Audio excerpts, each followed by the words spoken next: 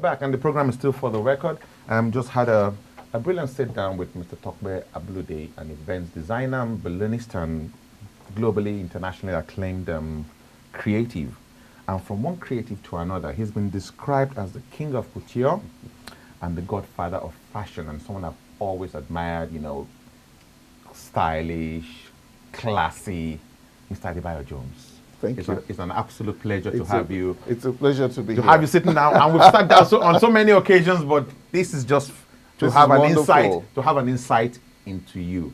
First, well done. Thank you. I think at a time when the nation, Nigeria, at times, because we're going through tough times, and at times we get a lot of bad news, a lot of all kinds of bad stuff out there. But it's still always good to look, to look and see people like you excelling at what you do consistently. Just before you came on talking about people perfecting the art, and it just becomes you. Yeah. So, and you are almost standing alone in that. You've been a shining light for that in the UK for us. So thank you. Thank you so much for that. And then now let's dissect you. For the record. Yes, let's dissect you for the record. And I know you've told this story several times, but you've not told it on this show. So how did you get into fashion?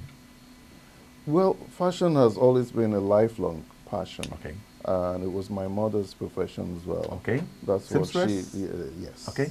So I remember this image. My sister was going for this TV show. There used to be a TV show for children then, I think late 60s. Home in Nigeria? Back in Nigeria. Okay.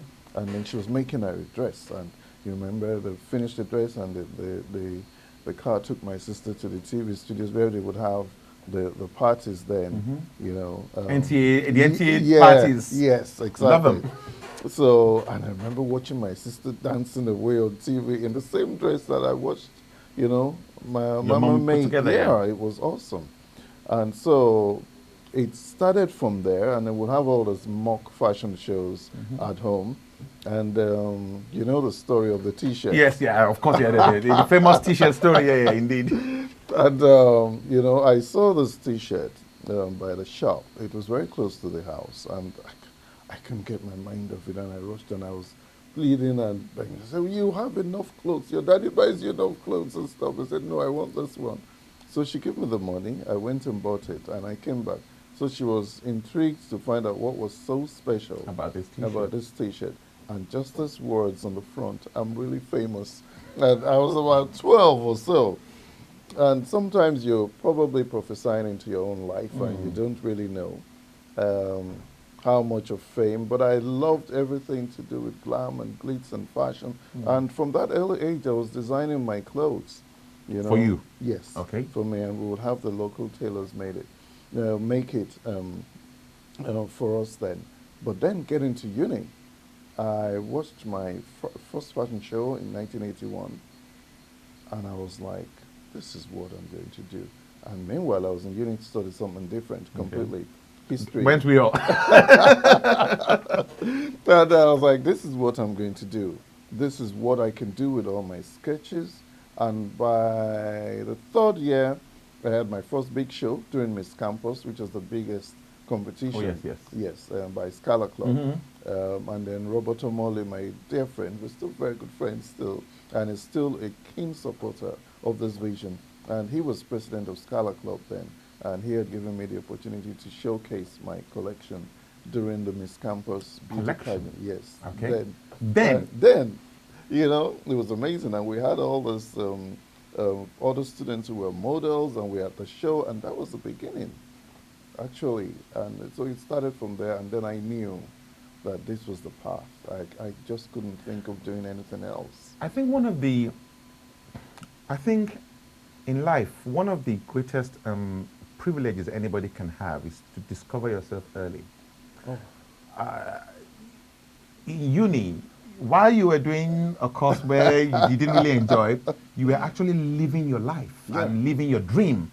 Because at lectures, I'll have 2 notebooks and have a sketch pad, and I'll be taking lessons, and then I'll dream away and then do like about 5, 10 sketches. And my friends will look at me like, man, this is crazy. But I couldn't help myself. Were you earning money then? Yes. In fact, think I was a very comfortable student because it got to a stage. You were not going home for your subvention. Yeah, because and who were your regular clients, typical clients? There were students. Girls on campus? There were girls and guys, because I was doing talks. Both, okay. Then Adebayo was training as well. Yeah, tie and dye. We were doing a lot of things with tie and dye, which was awesome. And then Fridays, I remember, was collection day. So I would have gone to the tailors in town. I collected all the stuff that had been made, and people would come and be picking up. And it used to have so much money then.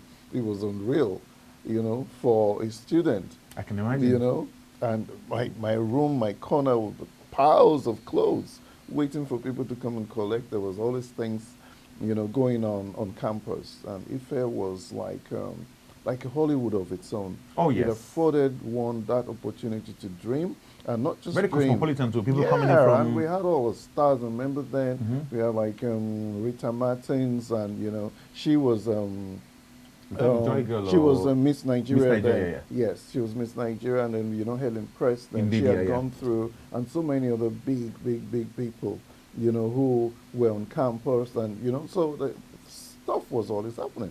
I saw Shalimar for the first time, I think, in 81 or 82. That was when they came for Ben Bruce's and brought them to Nigeria. Yeah. Yes, I think it was 81 or 82. Yes.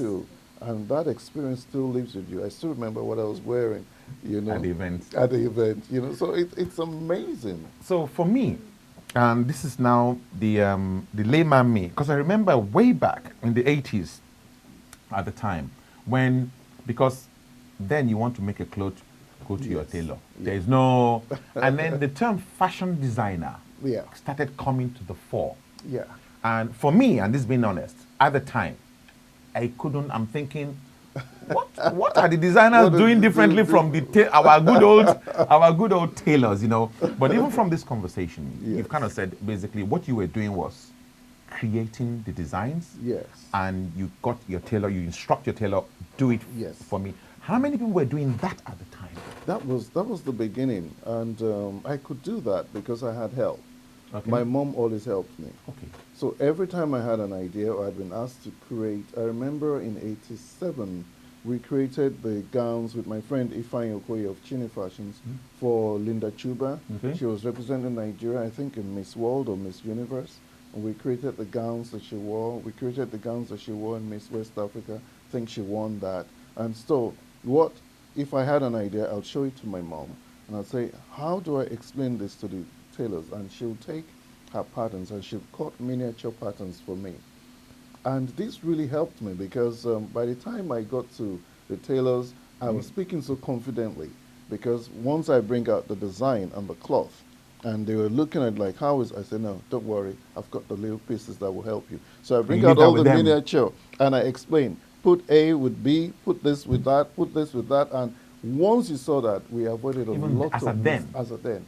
So, and then when I finished Tomife, I thought, mom is not going to be with me forever and ever, wherever I go. So I really need to learn. I served in Abeokuta, 1985. And when I got to the Ministry of Agriculture... That was where they posted you? Yes. No, they posted me to some school in some in one village. Rural area. And when did you get a when the principal turned up with a truck to pick the truck, the shop, what do you call them, the coppers? Yes. I looked at the truck and I said, no, I'm not going. So you did a transfer, had a transfer? Yes, and I packed my bags and went back to Lagos and moaned and, and calls later I ended up. But what happened eventually? And I had a wonderful time in Abeokuta. Okay. Because I got there, and within a short time, I was making stuff for everybody in the ministry, and then even people on the outside. And I found a fantastic tailor. And we worked together for years until I decided, okay, now you have to go and learn yourself. Okay. So that's when I ended up at the Central School of Fashion. In the UK? In the UK. And that was when you now made your move to the UK? Yes. When was this? And that was 87. Okay. Yeah. And it was supposed to be 6 months. And 30-something years later. You're still at We're it. still learning. And that's why I thought, this kind of conversation, I just wanted to just trace that genealogy. Yes. So now we're in the UK now. Yes. Now I remember because I came into the UK in '91, Yeah. and in that zone or just after then, three names that kept popping up. It was you, Yes. Adebayo, Yes. Yemi Kosiba. Yes. It's like that's the trilogy right there, and I tell people that we're in 2019, Yes. and the three of you are still right at the top, Yes. of your game. But go back to the 90s, and this is where the consistency element comes. I'm thinking, this. And then at some point I met you, but we'll come to that later, because I've always been a fan. I'm like, this guy is doing this thing, consistently. Now you're in the UK. Now you've left Nigeria, and you've studied. What was the fundamental change in you? I think when I first came from Nigeria, I think in terms of ideas, they were still very Nigerish, as I would rough call edges it. here and there. Yeah. Or you're not international enough. It wasn't international enough. I remember the first year at the fashion college, every year we'd have the fashion show. And then I presented my collection, and then the principal called me and wanted to have a word. And she said, have a word. and she said, great effort, but in terms of ideas, I think you need to broaden your horizons. So I would encourage you to go out more, museums, study, because what you presented, it's quite not with it, as she put it, Mrs. Wrigley. Happening too. It never left me.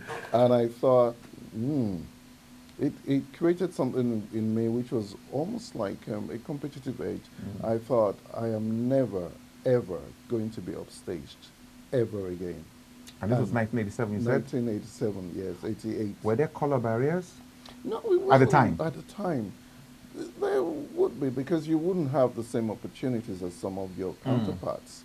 But the developing yourself and your outlook depended on how much you were willing to invest in knowledge as well, and skill sets. So I then went out, and then from there I wanted to learn, and then I met, I did the first fashion show in 1988 on a boat. Yes, it was organized with my friend Dapo. We did me, and then we got a boat, and we sold tickets and stuff. And then a boat in 1987. That's not a small event. And it was filled. People came, and then we went. We had a DJ, we had a fashion show, and that was the first time. But a lot of what I was showing were things that I had made from Nigeria, and I brought over as well. And then I read about Erelu, Abiola Dosumu. Yeah. And then she was opening her shop on Newborn Street. And I was big like, at the time. I was like, I'm going to work for this woman. So I started writing letters. I wrote and wrote and wrote. And then, she was always very busy, traveling, the shop was there. I went outside the shop, saw it. I said, I am going to work in this place. And then I got the number from the manager, and I called and called and called. And one day I called, and the manager said, you're actually in luck. She just arrived this morning. I turned up at the shop. And he said, okay, this young man's been writing. And she said, invited me down to her office. She was there in all that glory, a fur coat, diamonds, everything. I was like, wow. This is me. This is glamorous woman. So she said, what do you want? I said, I want to learn. Let me be an apprentice. I'm still in fashion college. She said, okay. So they gave me 2 days to come in, and I started working there. So we worked with sales, we worked downstairs. She had a design studio downstairs, the shop as well. And there was an Iranian seamstress cum designer who made a lot of things for the shop too.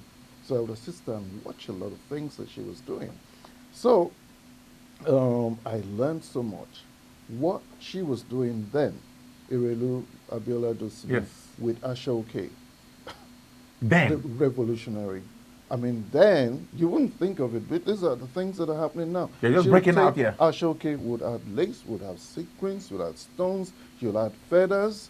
The things that she was creating evening gowns with Ashoke, selling for. I remember one actually sold for about £6,000 then, or so at the shop. So it was so revolutionary for me to see what invaluable opportunity. She was way ahead of her time. Of her time. in terms of You ideas. too? Really? Extremely creative. So being around her really encouraged me, and then I learned to love luxury. You know, beautiful fabrics, sumptuous, rich fabrics, you know, what you could create with them, how you could dream. I remember there was a show that was being organized for, I think, the UN then or so, and models came in and they were trying all these gowns, and I just sat down there thinking, this is what I'm going to do. This is too beautiful. So, You know? for the record, Yes. your time with Erelu Yes. was when you realized, I'm going to go in luxury, the luxury end. Yes. It has to be, Because that's me. everything was just rich and opulent and, you know, so grand and classy. And, you know, and then she lived on Eaton Square. She had this mansion there, I mean, full of antiques. If you ever had the luxury of visiting her private club in Lagos, I mean, you wouldn't know whether you entered the Louis XIV Palace Or the something, Louvre or the Louvre or something, you know, because she just been that kind of person who is so, you know, really elegant and, you know, with a passionate taste for life and luxury. So that really helped me. And then I began to move that way because then my thinking was formed and I couldn't move from there. So then came... Best decision at the time? Absolutely. But it was tough because then... You have to live up to it. We didn't have social media. We didn't have no Facebook, no mobile phones, no nothing. So Word of mouth, that was it. Word of mouth, and then to get press, you had to meet people or you had to pay. Pay for it. And because you didn't have the money to pay, it meant you had to learn how to kind of hustle people in a very decent way. Writing get letters. yourself, yeah. I remember when Michael Iboda was editor of New Nation, and I found out who he was. My gosh. He received so many calls and letters. And jackets. And then, you know, I said, you need to feature me. And then when they did... How important is that? 2 pages in New Nation, which is amazing. Because the thing is, you realize that your fundamental skill is Yes. the designing. Exactly. But then the other skills you need to have Oh, to excel, absolutely. like now you're talking media now. You have That's to a be different... a people person. You have to be learn how to be pleasant. You have to learn how to be courteous. You have to learn how to maintain relationships and be very loyal as well. To genuinely care for people, to call them outside of whether or not you needed a favor or anything, just to maintain good friendship. So that was really, really, that's why when we had the 50th birthday Yes. That was an awesome party, event. it was very limited, but I had to pick, and every single person in there Had purpose. had contributed something to my life. Sherry Dixon was there. She was the editor of Pride magazine. I knew her from 1990, but then she was beauty, and then she moved into fashion, and then she gave me 6 pages, you know, in Pride magazine then, which was quite explosive. That was the cover, 1999, the cover with Tyrese on Gibson, the cover. And you know, every single publication that I've ever been featured in, I have till now at least 4 fresh copies unopened. So every Ovation, every magazine, every newspaper, I would get copies. Let's and talk just file Ovation, them. actually, which is our own, Yes. our them, because Ovation was revolutionary in It Nigeria. was incredible. You know, a magazine dedicated to style, Nigerian style, Yes. pomp, pageantry. So that really is... It was incredible. I could not even begin to tell you or quantify how much Chief Dele Momodu was instrumental to this journey, because I was introduced to him. Shout out to Chidele Momodu if you're watching. Shout now. out. He's an incredible He's an man. unbelievable man, yeah. Very selfless, very supportive, and I mean, the kind of support I've received from him. And to know that I can pick the phone anytime, call, and he always answers and is ready to assist and Another support you. skill set there, right there. It's incredible. So I had been introduced, I think, by a friend, Nii Shodunke introduced me to him, and said, oh, great. So he loves good quality images. No. If you want to win look his at heart, Ovation now. Just show him something if you and leave want the to rest to win him. his Yeah. heart, give him Quality. quality. And so we sent in some pictures. I'd just done a show at the Fashion Cafe. Naomi Campbell. Yeah. The cafe. All the right ran names there, too. All the into. So he loved it. He did a full page, and the awareness started. And then there was New Nation. But Delhi, Momodu, oh my gosh. Then I organized a shoot at the Bulgarian embassy in Queen's Gate.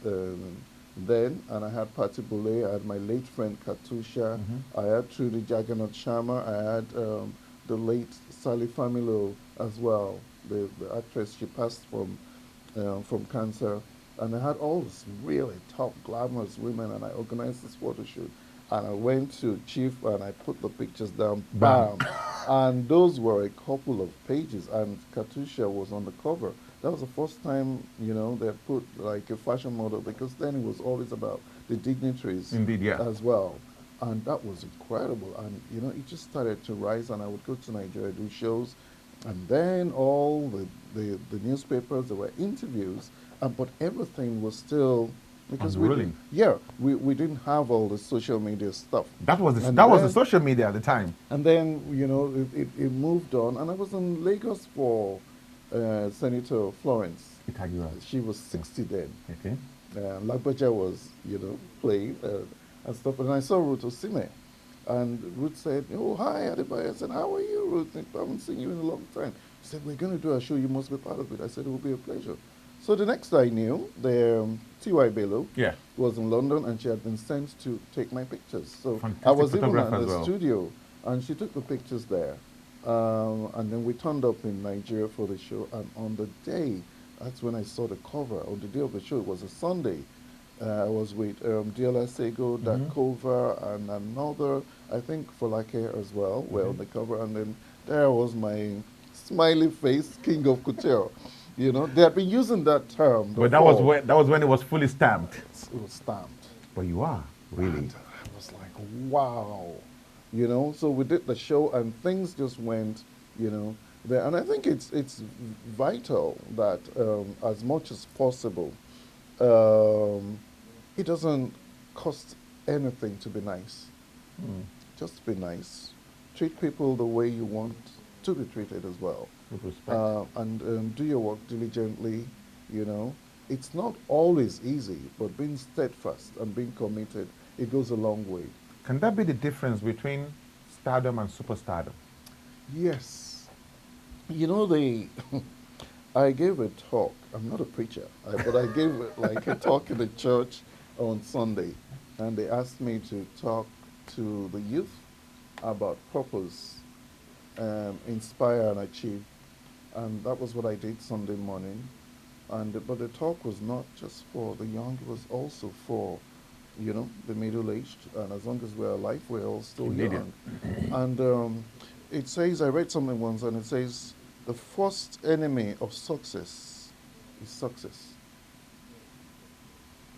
And I was like, this is a deep one. The first enemy of success is success. So that means as much as it can give you, it can take even much more.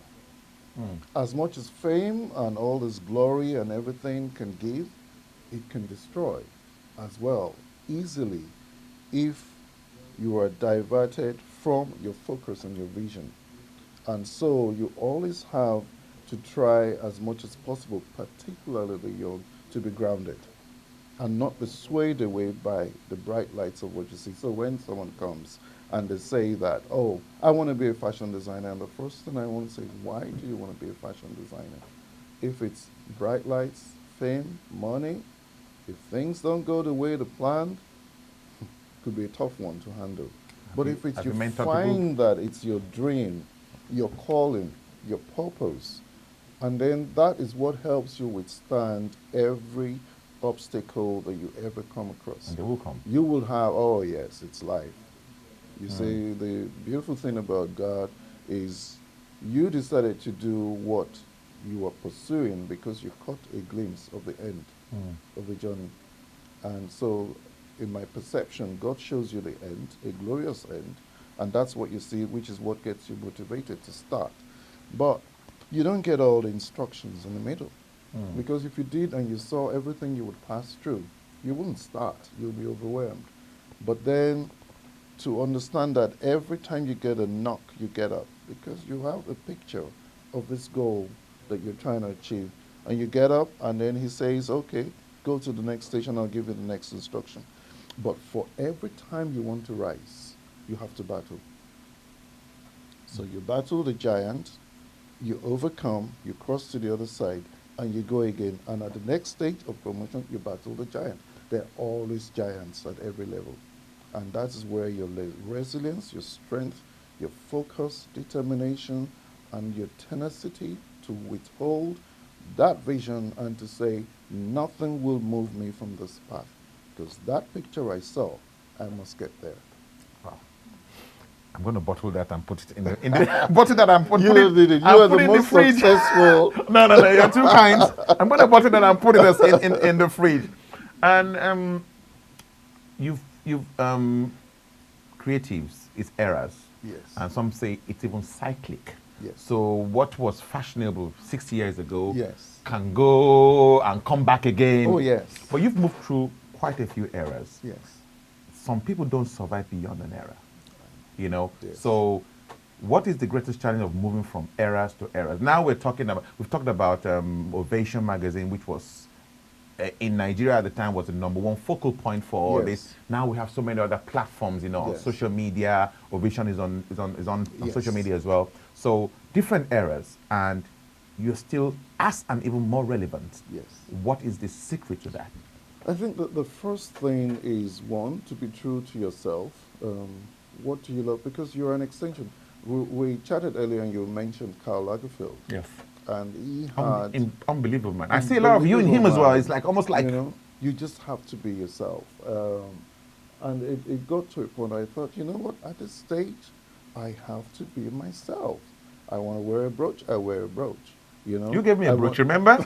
My first... I hope you still kept it. I've got it, and I think I've worn it twice. Because you also have to carry it. Yes, of course. You know, and you have to be comfortable. And I've had my struggles, you know, because I'm a very, very dressed down casual guy. But as I rose in this game, I realized that, Abass, you need to be doing certain things, you know, you need to be looking in a certain way, you know, and I borrow a leaf from you when I do a lot of that. You know, and that's the amazing thing, because you have to be true to yourself. What you create is an extension of who you are on the inside. You're only translating from the pictures that you see. And so I believe that when it gets to a point, you understand that fashion is not strictly about entertaining on the runway. You have to create clothes that are wearable, that are versatile, they're functional, they're practical, and that people can use and will really endure the physical wear and seasonal changes in fashion. Because every season they come and say, this is what's in vogue this season. That's what's in vogue this season. This is what's in vogue this season. And so if you are going to limit what you create to strictly what is there, that means those things do not endure. But if you take aspects of it, of the seasonal trends, and then you infuse with your own thought and originality, because, like, you know, you are a summation of everything that has formed you from when you were a child. When you were born, you were blank. A blank canvas, and then images, experiences, things you saw, movies, pictures, food, culture, begin to shape who you become. And these are the things that become the wealth that you draw upon. So if the mind is not rich, or the experiences are not rich, then you don't have a lot of wealth for you to pull. And what you're going to do basically is just to copy from influences. But if you have a bit of depth, and I love to study, I watch documentaries, I would watch the great masters, you know, watch their stories. You love Nollywood too. Read, and Nollywood as well. You know, and you know, so you learn and you see. There was a documentary on the last collection of Yves Saint Laurent. I must have watched it about 15 times now. You pick something every time you watch it again. Yeah, because it's like in parts 1 to 10 or so. And then, what made him great? I want to know. How did he do his patents? I want to know. What kind of fabrics? What made him famous? You make your own fabrics? Yeah. You know, going to come so to you I learn, read that as well, So you learn from all those people, and then those become the influences you draw upon. And then, you know, because I love luxury, I always infuse that. And I want And remember what I told you after the chat with the principal in '88? Never ever to be offstaged. So that became like competitive my mantra. element as well. Yes, in a positive way. Yeah, exactly. Yes, I would never go out and be bitchy and be nasty or whatever. But which happens in the industry too. Oh yeah, but then I would always make Have you ever sure had to that I hold my own and I never go back home with my head down? You know, down like, oh dear, I didn't do my best. Never. So when I turn up for a show, I'm turning up for a show. From shoes to jewelry to bags to accessories, everything I consult. I have teams of people who design all those things for me. Tell them what I want, they create them. So when I pull them together with the clothes and we create the styling, because I have a picture in my mind and I want to see every model turn up in that picture, then I know, my job's done because this is pleasing. If you became a course, Yes. say Adebayo Jones was a course in university, Yes. how long will it take to study? Oh dear. It'll take a while. Because it's ongoing too. Yes. Professionally, it will take a while because it's like you just mentioned, 30-something years, Indeed. you know, of doing this, you know. Still at it. And still at it. And then I'm a bit of a complex person because I'm so introverted away from the limelight. You have to be that unique as well. Yeah. You need that balance. You can't be on the buzz Non-stop. non-stop. You must have something that's helping you. And it's probably most of the time not helping, whatever it is. In the industry. in the industry. So it's a bit of that. But I love quality time with the people that I cherish and I hold very dear. I have very few good friends and contacts, and I value them. And then you meet new ones along the way, but you must always maintain relationships, which is, you know, an asset if you can. Fashion and identity. Yes. Because in the last, I'm sure you're very much within this call to this new renaissance of this whole the African. It's like it's like the whole world is just waking up to African culture. You know, fashion, music, food. You know, exactly. So what you wear says a lot about you. Absolutely. So how would you relate, you know, fashion and identity in the African sense? Well, it's amazing to see how far we've come. Nigerians love fashion. When anything's new, it's out, no matter how expensive. They are some of the first people to acquire it. They spend a fortune, even here in England and all over the world, with fashion. But then the identity was always lost, really, in name brands. You see, and you know, there is a way that you should not really be overpowered in terms of your individuality with name brands. What these things are supposed to do is to add to the elements of the summation of who you are. So I believe that style evolves gradually. When you find your comfort zone, as you get older, you know what works and what you can carry confidently. Because they say confident radiates. When you look good, you feel good, you look in the mirror, you feel fabulous. Extra you bounce in carry your step. yourself Yeah. differently. There's a kind of confidence and a stride, a bounce that happens when people know that. And so now the whole world, it's been happening before. The designers would come, they'll take the international houses, take influences from Africa, whether the Maasai, whether, you know, from West Africa, East Africa, and use it in what they do. You know, we have a brand now, the Africana by Adebayo Jones, because I watched the video of Dior, the Cruise Summer 2020 collection, and they've gone and carried some of the best, you know, wax prints designers from Ivory Coast and all those places, created the collections for them. Culture appropriation? Yeah, you know. And then I'm looking, I'm thinking, and then people were up in arms with Stella McCartney. Exactly, yeah. With the Ankara, with the Ankara India, dress being sold at $1,200. And I was like, well, you can't get angry with her. It's not peanuts to have a store in Harrods, I think it was, you know. And then if you guys have it and you're not doing it, somebody else will. And everybody recognizes what's there. So they might, because if we're to say this Ankara cloth itself, it's not purely original to Nigeria, it's African cloth. Anyway, yeah. Anyway, so we kind of, borrowed it, borrowed and embraced it, it became a staple because it was suitable for the Yeah. tropics. And now, so because if we say, oh, nobody should touch this, then we shouldn't be working with wools and patterns Exactly. and all other things Linens and all of that, yeah. linens that were invented by other people as well and mastered by them. So it's just a case of people see influences and they want to tap into it. And when there's a market and money, like with us, they go for it. Because you'll be amazed, I could have my own and Stella McCartney, and some Nigerian would come, I'm buying Stella McCartney. And that was the next question I was coming to now. It's a no-brainer. You're an achiever. It's you're an achiever. It's a no-brainer. But have you at any point ever had to been viewed differently as kind of like below in this line? This is coming from our own people right now, who perhaps want to deal with foreign designers. Have you ever find yourself in a situation where they kind of like saw you below any of the foreign brands, or at any point? Can I share something crazy? You make an outfit for someone, so they go out, and somebody comes over to them and says, that is a fabulous outfit. Who made it? Oh no, I bought it. Oh, from who? Valentino.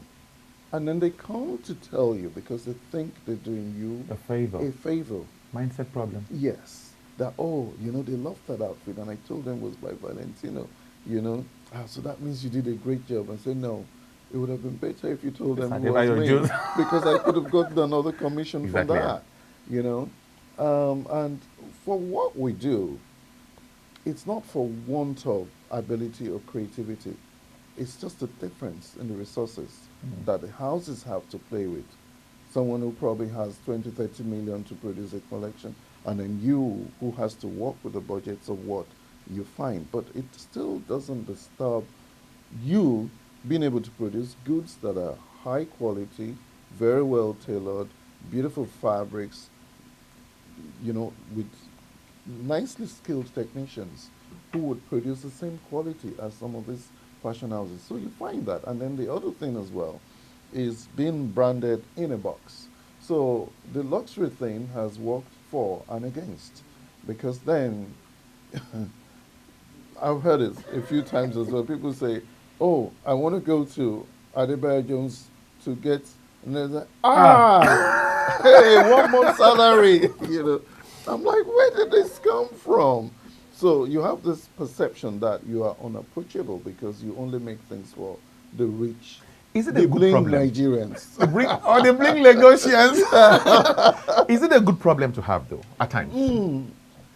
Yeah, that's why I said it's a blessing and not a blessing. It can be a curse at times. Because you're being put on this pedestal that people are too scared to come near you. Thank God for your faithfuls who would always be back. But then, based on what everybody thinks that you are worth, you can't be approached because you're just going to be too expensive, which is a misconception. So we decided to have the diffusion, which is the Africana. And then let's put that online and say, see, we're affordable, and then pray that it still goes. And a lot of the big brands have had to do that at different points as well. Have a collection for, and one has to word this carefully now, have a more affordable collection for the mass market. Of course. And how's that going? How's that kicking? Yeah, so now we launched that in Canada a year ago, and then we just showed the second collection, and then we added the menswear. Okay. The suits. I was going to come to that as well. So how do people generally describe, what you are, but do they say, he makes clothes for men and women, or maybe it's more for women? No, because they didn't know that. But he makes for himself. I studied tailoring as well. Okay. Later? When I was in fashion college, because you do menswear, you do women's wear. Okay. So I could do both. And up till the age of I think 38, practically everything I wore, I made, So, but the women's wear always got the limelight. And this year, and when we would go to Toronto every year, the male models would come, Mr. Jones, anything for us? And I promised them for 7 years. So this year I said, nah, I can't turn up there and look at them in the face we have to produce a collection for them. And Is it so going to there be part was of the a lot Africana of- collection? Yes. Okay, okay. So there was a lot of buzz about that, and we put in some elements of bling as well on some of them, because I wanted them people to be able to use these things for red carpet. It's like you take have it. my it's like you have my script here, because I thought today we're going to do a special and it could be an hour or an hour and 10 minutes. Okay. We're not far off it. Okay. So you've talked about red carpet. In the last 10 years, it's Yes. like the Nigerian African red carpet scene Yes. has exploded now. Oh, wow. Big People time. go out, people actually now say, okay, I'm going to this event. They I go need out to of their I need to way. look in a certain way. And that Yes. pretty much falls right into your category. People you want to come and make a statement, Yes. then you need to go to certain people. And that kind of like falls in your, how would you describe that market now and your position in that market? I hope I still get as much likes when I finish with this particular question, because it's a beautiful thing. Look at, in terms of makeup alone. Yes. Before, you were going to a party, you carry your pancake and then Do your thing. And when we say pancake, we makeup, We know, as yeah. we call it, in case we have foreigners watching. And then, but now everybody almost has a makeup artist booked, for when they're going Some at somewhere hand, yeah. special at hand, because the people are now so particular about perceptions of how they are seen. Everybody wants to make a statement, you want to make an appearance, you want to look fabulous. And then the same thing with the clothes. But now there's a certain kind of drive in the industry, and that is, it's become a little bit for free-for-all, in the sense Inevitable, kind of. yeah, in the sense that, okay, we understand, okay, celebrities also are business people, so they propose, fashion for them Indeed. as some of the investments. Indeed. So they sit with a team, and the team curates. So they go there, they look at what they like, they pick, and it's branded, and, they use their names, and the celebrities sell those things.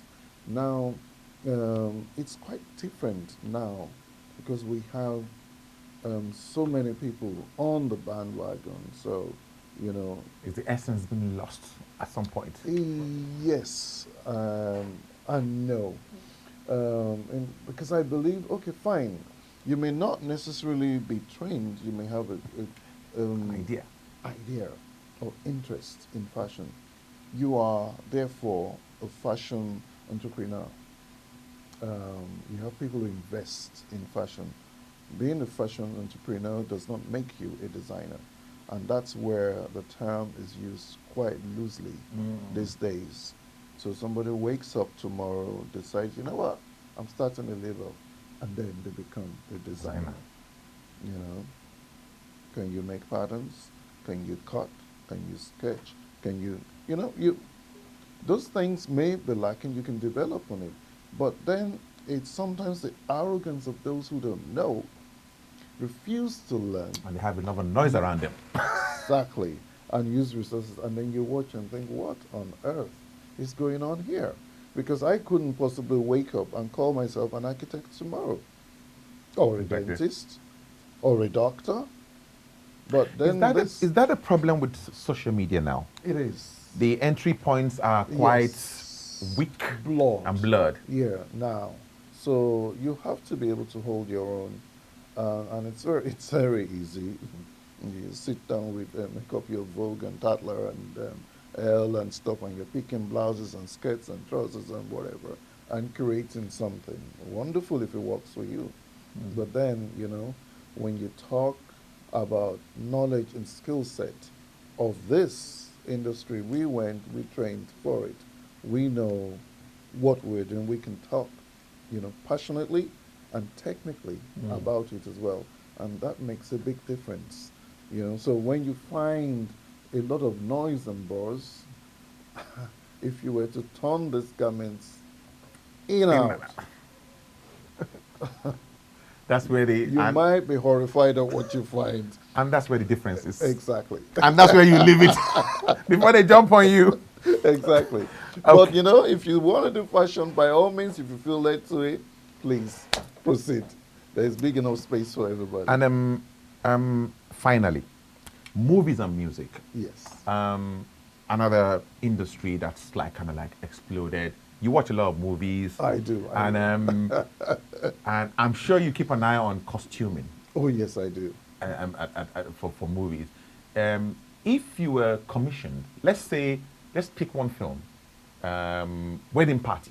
Yes. Say Wedding Party 1. Yeah. If you were commissioned and say, you know what, Adebayo Jones, we're shooting this film, Wedding Party, and we want you to be like the creative costume consultant for this. Right. What would you do differently? And this is not knocking Wedding Party in any way, but what would you do differently? Or is there a need right now for people like you in the fashion industry to kind of lend your expertise to some of these trades? Absolutely. I thought the costumes in the wedding party were awesome, quite lovely. Indeed, yeah. Very, very awesome, beautiful stuff. That I can't remember who the stylist was, but they did a brilliant job.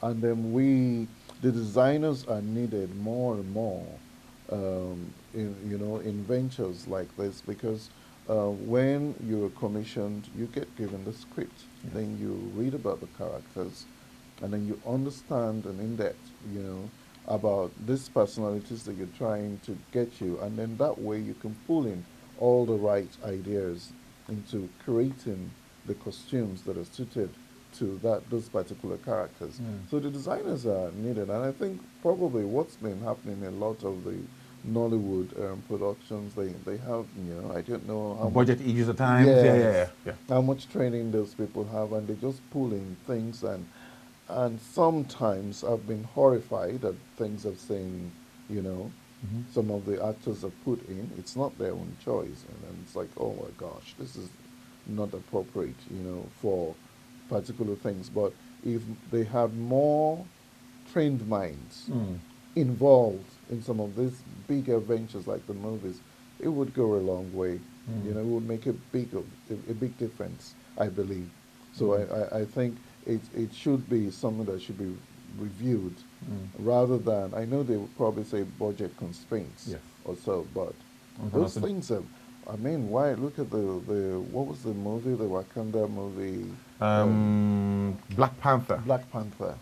I mean, look at the costumes. Well, that's like a $250 million budget. Exactly. They can do whatever they want. They can do whatever they want. But it still takes a brilliant mind. Indeed, though. Yeah.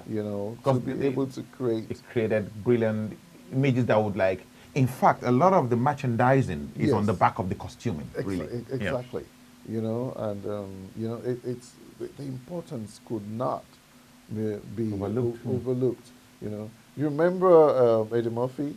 Yes, it's coming back. It's coming to America. 2. It's coming out now. Are you serious? Yes, it's coming out. They're working on it as we speak. I remember watching Look at that, the jackets and... Yeah, I think that was, in 80s. 80s, 87, 88 or thereabout. Yeah. Or 84 actually, it's much earlier. 80s, very middle 80s or so. And look at this. If you then look and back now. Then, and when you still look at those, the movies classy. Now, it's like, wow. Fit, they did a brilliant job, Very, very, indeed. A lot of fashion, a lot of comedy, The perfect mix. So that was, it makes a big difference when you have the right minds, It's the same like what you do. Someone does a brilliant job.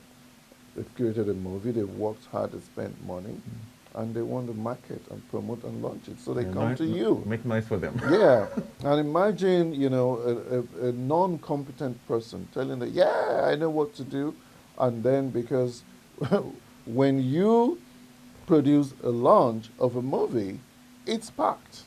I could never see an invitation from you and think, is it going to be nice or whatever? I would honor it because it's coming from you, because you're good at your game. And that's the same kind of thing, isn't it? If you have the right people manage stuff, because that means you get excellent results. On that nice end, I'm going to just end it right there. Thank you so much. My pleasure. And what I've always wanted to do as well was just to document you. Thank you. That because I see you on other places, and I'm going to do better than you people. I'm just going to put something when they say, do you know Adebayo Jones? Go and watch this. And I think we've been able to do that. Thank you. Thank you so much, My sir. pleasure. Awesome. Thank you for having me. Oh, always a pleasure. And I'm going to be giving details of some premieres coming up anyway. Hey, there you go. Love. It's been another fantastic edition of For the Record, and it's been an honor sitting down with Mr. Adebayo Jones. And like I said, now we have his bio, his official visual bio. See you same time next week. Stay tuned.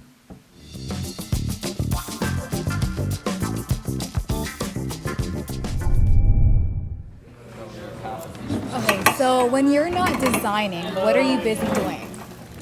Wow.